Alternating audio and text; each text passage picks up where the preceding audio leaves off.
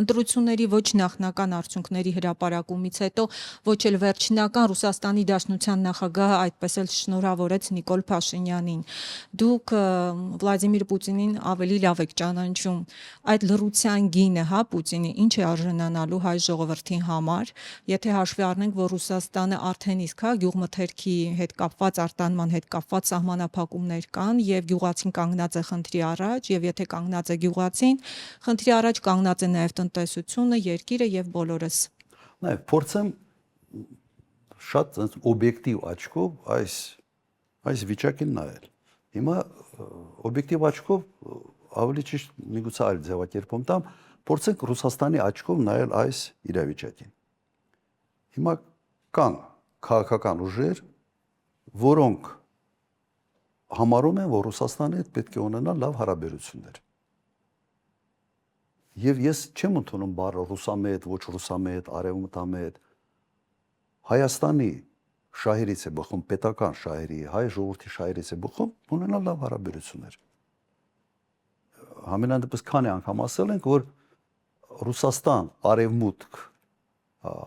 լարված հարաբերություններ իրանքում չհայտնել, դա իսկապես բխում է Հայաստանի Հանրապետության շահերից։ Հիմա կան քաղաքական ուժեր, որոնք ասում էին, պետք է լավ հարաբերություններ ունենալ Ռուսաստանի հետ։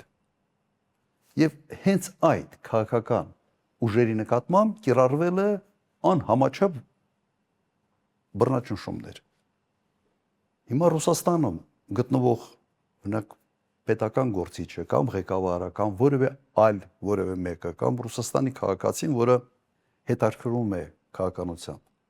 տեսնում է ինքը հետևյալ պատկերը, որ հայ ժողովրդին հնարավորություն չեն տալիս ընտրության ճանապարհով ընտրել այնպիսի քաղաքական ուժեր, որոնք կողմնակից են Ռուսաստանի հետ լավ հարաբերություններ ունենալ։ Պարզ բան եմ չի ասում։ Ըստ էության իրենց աչքով եթե վիճակին նայենք,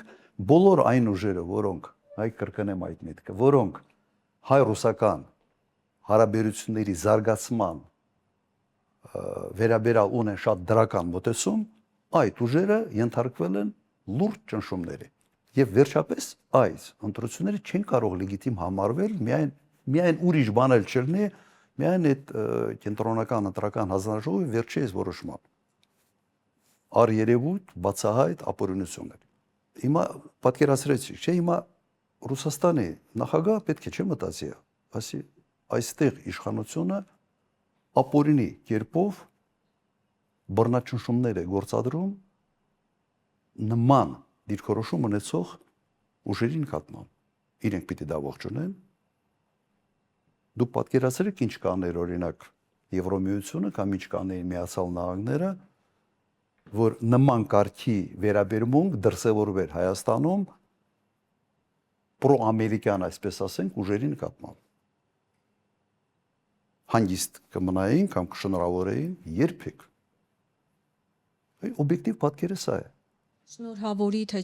չշնորհավորի ինչ որ բան մեծ հաշվով կփոխվի թե ոչ, եւ արդյոք Նիկոլ Փաշինյանի նաեւ այդ տրամադրության պատճառն է նա, որ Ռուսաստանի Դաշնությունը դեռ չի շնորհավորել։ Ես կրկնեմ այդ միտքը,